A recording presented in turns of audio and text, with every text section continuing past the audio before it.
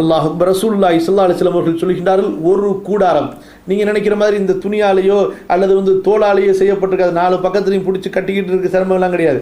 ஆட்டோமேட்டிக்காக எல்லாமே அங்கே ரெடியாக செஞ்சு வைக்கப்பட்டிருக்கும். எப்படி? அல் ஹீமத்து துர்ரத்துன் முஜவ்வஃபா, பெரிய முத்து அதனுடைய நடுவில் குடையப்பட்டிருக்கும். அதனுடைய நடுவிலிருந்து குடையப்பட்டிருக்கும். அதனுடைய உயரம் எவ்வளோ பெருசு தெரியுமா இருக்கும்? ரசூலுல்லாஹி ஸல்லல்லாஹு அலைஹி வஸல்லம் சொல்றாங்க, வானத்தில் உயரத்தில் 60 மைல் உயரமாக இருக்கும். அல்லாஹ் அக்பர். எத்தனை மைலுங்க? இந்த துன்யாவில் உள்ள மிகப்பெரிய பில்டிங், பெரிய டவர் எடுத்துக்கங்க, 125 மாடி 125 மாடியா, எத்தனை 1 கிலோமீட்டர் வருமா?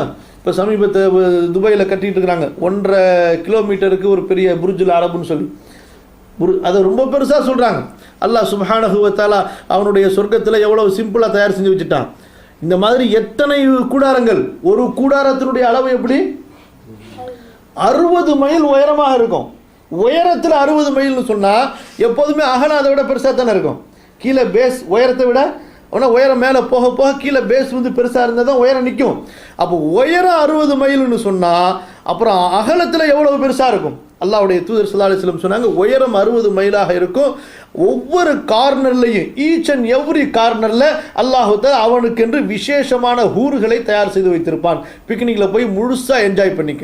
இந்த துன்யாவில் என்ஜாய் பண்ணக்கூடாது. இந்த துன்யாவில் என்ஜாய் பண்ணோம்னா அங்கே என்ஜாய் பண்ண முடியாது. இந்த துன்யாவில் யார் ஹராமை விட்டு தங்களை பாதுகாத்து கொண்டார்களோ, அற்ப இன்பங்களை விட்டு பாதுகாத்து கொண்டார்களோ, அவர்களுக்கு அல்லாஹ் அவ்வளவு பெரிய மகிழ்ச்சி அங்கே கொடுப்பான்.